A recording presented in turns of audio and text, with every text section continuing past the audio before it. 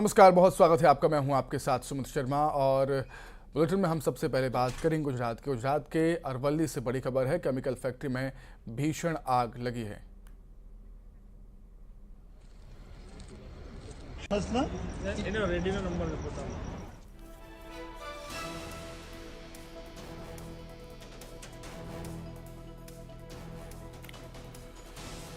तो GIDC eco waste chemical factory में आग लगी। 60 से ज़्यादा केमिकल टैंकर जलकर खाक हुए हैं। फायर ब्रिगेड की 12 गाड़ियां मौके पर मौजूद हैं। आग पर काबू पाने की कोशिशें जारी हैं। 3 जिलों से बुलाई गई फायर फाइटर की टीम। 4 महीने से बंद पड़ी थी फैक्ट्री।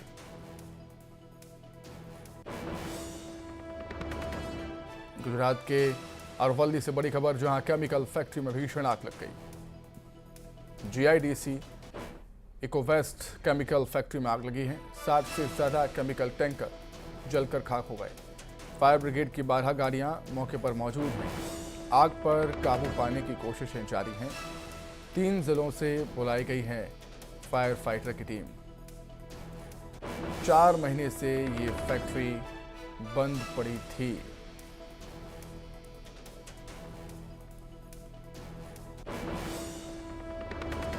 गुजरात से बड़ी खबर, गुजरात के अरवली में केमिकल फैक्ट्री में भीषण आग लगी। आप तस्वीरें देख सकते हैं, आग की भयावहता को समझ सकते हैं। कितनी भीषण आग है। आग की भयंकर लपटें, धुएं का काला गुबार आपको आसमान में उड़ता हुआ नजर आ रहा होगा। चुनाव से जुड़ी बड़ी खबर, जेडीयू ने पहली सूची जारी की है। जनता दल यूनाइटेड ने जारी की है पहली सूची। पहली सूची में 5 उम्मीदवारों के नाम हैं। पिछोर से चंद्रपाल यादव को टिकट दिया है। विजय राघवगढ़ से शिवनारायण सोनी को टिकट मिला है। थांदला से तोल सिंह भूरिया को टिकट मिला है। पेटलावत से रामेश्वर सिंघार को टिकट दिया गया।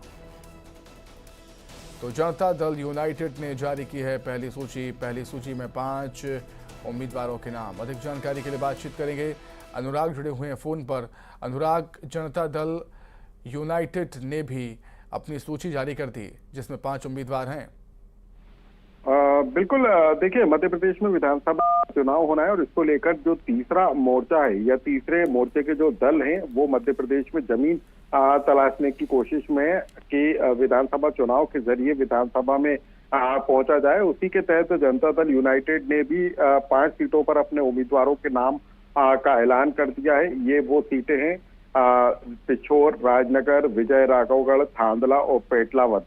इन सीटों पर जनता दल यूनाइटेड ने अपने उम्मीदवारों के नाम का ऐलान किया है और ये पहली सूची होगी। यानी कि जनता दल ने अब तक सिर्फ 5 सीटों पर अपने उम्मीदवार घोषित किए हैं।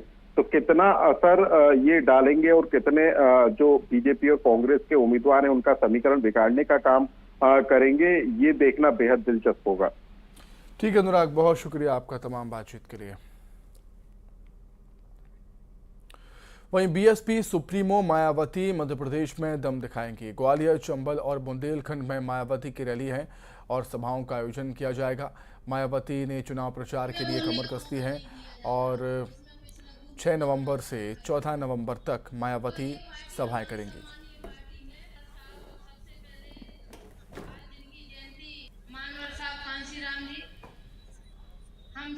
6 नवंबर को निवाड़ी और दतिया में सभा होगी। 7 नवंबर को छतरपुर और दमोह में सभा होनी है। 8 नवंबर को रीवा, सतना में है और फिर 14 नवंबर को भिंड और मुरैना में सभाएं हैं।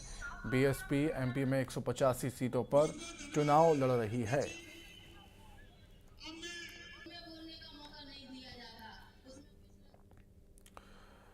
मध्य प्रदेश में कांग्रेस ने अपने सभी उम्मीदवारों के नाम घोषित कर दिए हैं, जिसके बाद से कई ऐसी सीटें हैं जिस पर विरोध के सुर बुलंद हो रहे हैं। अब कांग्रेस 5 सीटों पर उम्मीदवार के नाम बदलने का फैसला ले सकती है। दिल्ली में 28 अक्टूबर को आलाकमान के साथ बैठक है। संभावना है कि बैठक के बाद 5 सीटों पर प्रत्याशी बदले जा सकते हैं। जिन विधानसभा क्षेत्रों में उम्मीदवार बदलने के कयास हैं उसमें आमला, सुमावली, पिपरिया, शुजालपुर और जावरा शामिल है। बता दें कि कांग्रेस ने पहले भी 3 कैंडिडेट्स को बदला है।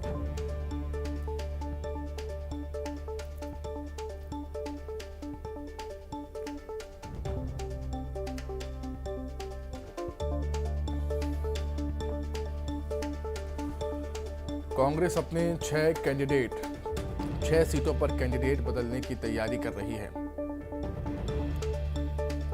पहले भी 3 कैंडिडेट्स को कांग्रेस बदल चुकी है 3 सीटों पर, और अब खबरें ये भी हैं कि 6 और ऐसी सीटें हैं जहां पर कांग्रेस अपने प्रत्याशी बदल सकती है। पिपरिया, शुजालपुर, जावरा,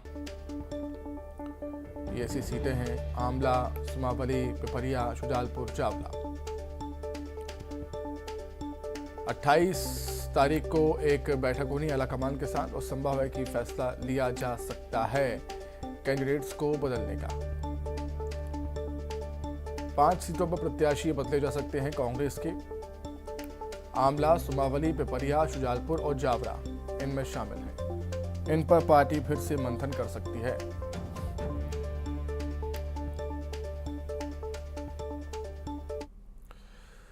वहीं प्रहलाद पटेल आज अपना पर्चा दाखिल करेंगे, नरसिंहपुर आएंगे। सीएम शिवराज सीएम नॉमिनेशन कार्यक्रम में शामिल होंगे। नरसिंहपुर से प्रहलाद पटेल बीजेपी के प्रत्याशी हैं। बुल्ताई, टिमरनी और नर्मदापुरम में भी सभा करेंगे सीएम शिवराज। और बीजेपी उम्मीदवार प्रहलाद पटेल ने कहा है कि आज मैं पहली बार राज्य विधानसभा चुनाव के लिए नरसिंहपुर जिले से नामांकन दाखिल करूंगा। मुझे उम्मीद है कि यहाँ के लोगों से जो समर्थन, आशीर्वाद मिल रहा है वो जारी रहेगा। और प्रहलाद पटेल के नॉमिनेशन कार्यक्रम में शामिल होने के लिए सीएम शिवराज सिंह चौहान भी मौजूद रहेंगे। प्रहलाद पटेल को प्रत्याशी बनाया है नरसिंहपुर से बीजेपी ने। तो आज अपना पर्चा दाखिल करेंगे प्रहलाद पटेल। बुल्ताई, टिमरनी और नर्मदापुरम में भी सीएम शिवराज की सभा है। नरसिंहपुर में भी सभा है सीएम शिवराज की।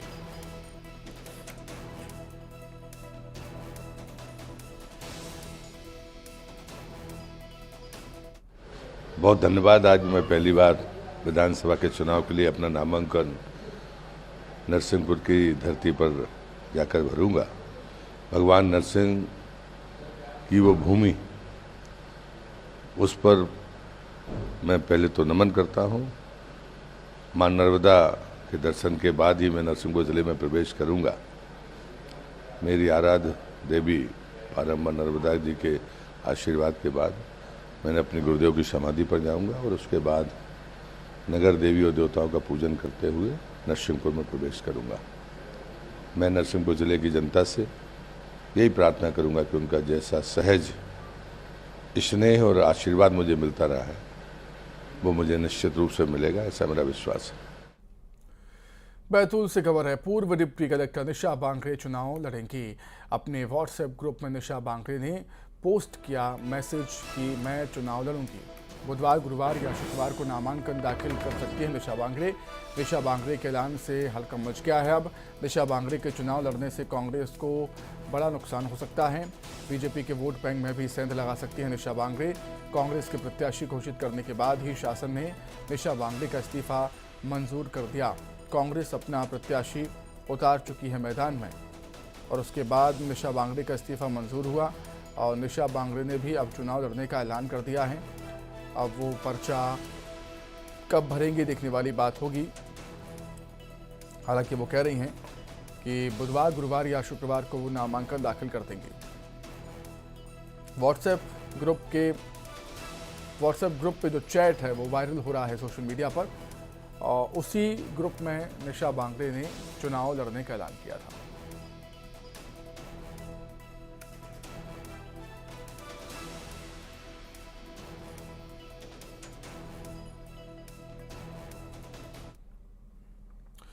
विधानसभा चुनाव से जुड़ी बड़ी खबर। मध्य प्रदेश में कांग्रेस 5 सीटों पर बदल सकती है कैंडिडेट्स। कई सीटों पर कैंडिडेट्स का लगातार विरोध हो रहा है।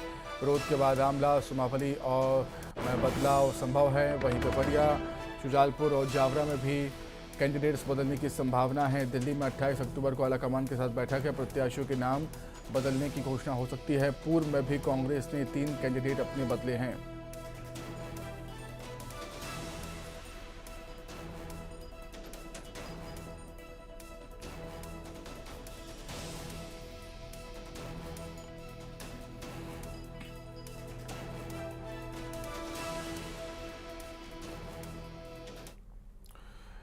इधर कांग्रेस का कहना है कि पार्टी ने सभी टिकट सर्वे के आधार पर दिए और सभी प्रत्याशी मजबूत हैं। फिलहाल कुछ जगहों पर विरोध जरूर हो रहा है।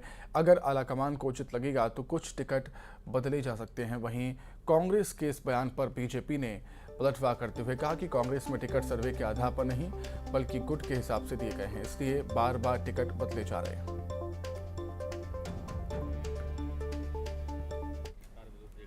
बताया जा रहा है कि हम सबको शुभकामनाएं देते हैं। हाँ, लेकिन जो आपने सवाल किया, निश्चित रूप से माननीय कमलनाथ जी के नेतृत्व में कांग्रेस ज़बरदस्त मजबूत है। पूरे सर्वे के साथ और आम सहमति के साथ टिकट हुए हैं। अगर इनमें कहीं कोई फेरबदल की स्थिति होती तो जैसे आपने पिछले बार देखा है, हो सकता है कहीं कुछ होगा, तो ये नेतृत्व के निर्णय के ऊपर है। जो नेतृत्व निर्णय करेगा, निश्चित रूप से कांग्रेस का हर कार्यकर्ता उस निर्णय को सर्वमान्य करेगा। देखिए, मध्य प्रदेश में कांग्रेस पार्टी 2 परिवारों की मिल्कियत है। 2 वयोवृद्ध पिता जो अपने बच्चों के राजनीतिक भविष्य के लिए मध्य प्रदेश की पूरी राजनीति को तार-तार कर रहे हैं।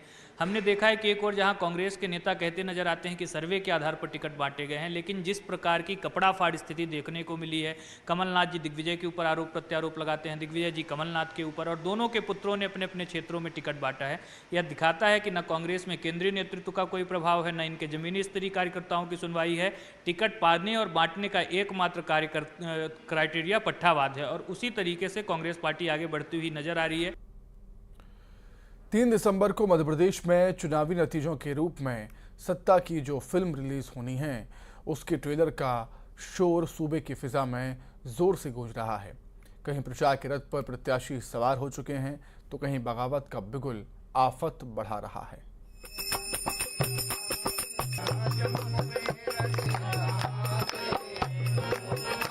बीजेपी हो या कांग्रेस, सियासी दंगल में दोनों दलों को अपने ही पटखनी देने पर आमादा है। 2020 में अपनों की वजह से तख्ता पलट का शिकार हुई कांग्रेस 23 के महासंग्राम में भी विरोध का क्रोध झेल रही है। हालात ये हैं कि टिकट पर तकरार की आंच अब भोपाल तक पहुंच गई है। बैरसिया, उत्तर और मध्य सीट के बाद अब हुजूर में भी बागी सुर बुलंद हो गए हैं। कांग्रेस प्रत्याशी नरेश ज्ञानचंदानी का टिकट बदलने की मांग को लेकर नाराज नेताओं और कार्यकर्ताओं ने कमलनाथ के बंगले के सामने हनुमान चालीसा का पाठ किया। खबर ये भी है कि पूर्व विधायक जितेंद्र डागा भी नाराज हैं और चुनावी मैदान में निर्दलीय ताल ठोक सकते हैं। कांग्रेस में टिकटों के ऐलान के बाद से ही विरोध के सुर तेज हैं। बीते 2 दिनों में, 3 दिनों में यदि हम बात करें तो कांग्रेस में टिकट वितरण के बाद कमलनाथ के निवास के बाहर नाराज कार्यकर्ता लगातार अपनी नाराजगी जताने का काम कर रहे हैं। कहीं शीर्षासन किया जा रहा है, कहीं चरणासन किया जा रहा है, लेकिन अब कमलनाथ के निवास के बाहर हनुमान चालीसा का पाठ करके अपना विरोध जताने का काम जो नाराज कार्यकर्ता हैं वो करने का काम कर रहे हैं। हुजूर विधानसभा सीट पर कांग्रेस की तरफ से नरेश ज्ञानचंदानी को उम्मीदवार बनाया गया और उसी उम्मीदवार के विरोध में अब जो यहाँ पर जो कार्यकर्ता हैं, चरण सेवक के जो कार्यकर्ता हैं, वो यहाँ पर हनुमान चालीसा का पाठ करने के लिए बैठे। ग्वालियर भी बगावत से अछूता नहीं है। ज्योतिरादित्य सिंधिया की मौजूदगी में शिवपुरी के पूर्व कांग्रेस अध्यक्ष राकेश जैन, आशा दौरे और 4 बार की पार्षद अनीता जैन समेत कई नेताओं ने कमलनाथ का साथ छोड़कर कमल थाम लिया है। इस दौरान कांग्रेस से नाराजगी आंसू बनकर आंखों से भी छलक पड़ी।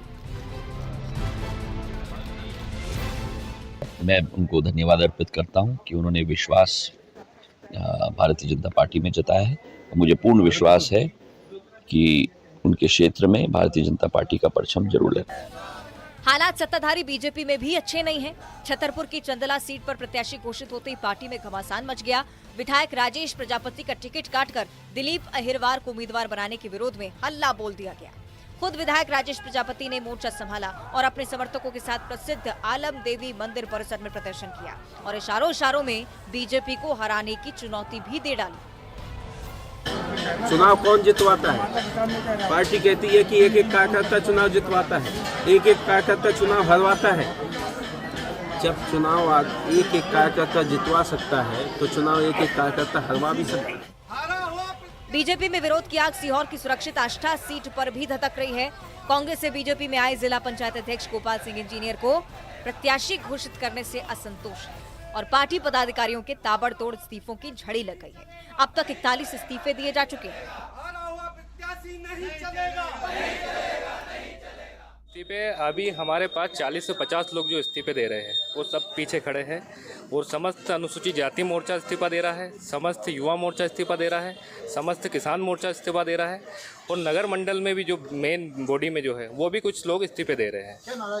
नाराजगी ये है कि जो एक बाहर से कांग्रेस से जो एक व्यक्ति आया है जिसने टिकट को खरीदा कहीं ना कहीं। मेरा मानना यह है कि भाई पार्टी ने देखा क्या है और कौन सा ऐसा सर्वे निकाल के देखा है कि जिसमें 3 बार से जो लगातार भारतीय जनता पार्टी से हारा है, लगातार भारतीय जनता पार्टी यहाँ पर अपनी जीत दर्ज करा रही विगत 30 वर्षों से, और जब आज जिसको हराया है उसी को भारतीय जनता पार्टी ने टिकट दिया। 23 की चुनावी बिसात पर सत्ता का खेल रोमांचक हो उठा है। 2018 में हार का सामना कर 18 साल के शासन से बाहर होने वाली बीजेपी फूंक फूंक कर कदम रख रही है। 2018 से ज्यादा अच्छे प्रदर्शन की उम्मीद में आगे बढ़ रही है, लेकिन अपनों की बागी चाल शय और मात के खेल को पल पल नया मोड़ दे रही है। Bureau report, news 18। सूरजपुर से खबर है, जहां बस ने बाइक को टक्कर मार दी। बाइक सवार 3 युवकों की मौत हो गई है। रावण दहन देखकर ये घर आ रहे थे तभी हादसा हुआ। शिवानी खदान के पास की घटना बताई जा रही है। तो सूरजपुर से बड़ी खबर, जहां बस ने बाइक को टक्कर मार दी और बाइक सवार 3 युवकों की मौत हो गई इस दर्दनाक हादसे में। रावण दहन देखकर ये घर लौट रहे थे तभी शिवानी खदान के पास ये हादसा हो गया। बड़ी खबर सूरजपुर से, जहां पर बस ने बाइक को जबरदस्त टक्कर मार दी और इस दर्दनाक सड़क हादसे में 3 लोगों की जान चली गई।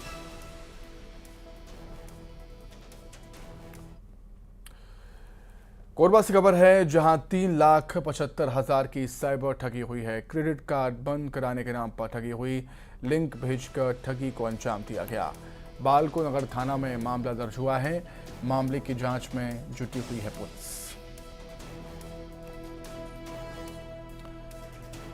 कोरबा से खबर, जहां पर 3,75,000 की साइबर ठगी हुई, क्रेडिट कार्ड बंद कराने के नाम पर ठगी हुई है, लिंक भेजकर ठगी को अंजाम दिया गया। बालको नगर थाना में मामला दर्ज हुआ।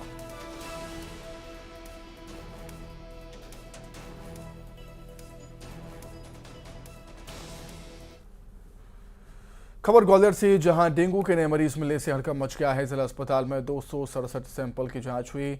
17 बच्चों सहित 70 मरीजों में डेंगू की पुष्टि हुई है। सिर्फ ग्वालियर में मिले हैं 32 मरीज, अन्य जिलों से मिले हैं 38 मरीज। जिले में डेंगू मरीजों का आंकड़ा बढ़कर हो गया है 643।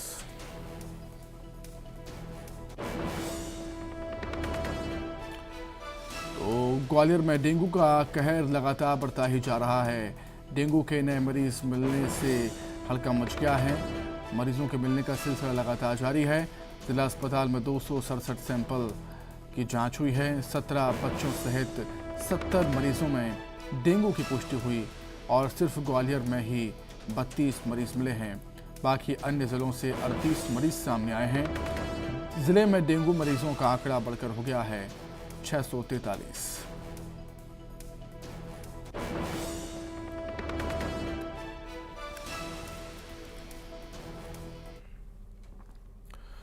इसी के साथ ही फिलहाल इस वीडियो में इतना ही। खबरें लगातार जारी है। नमस्कार।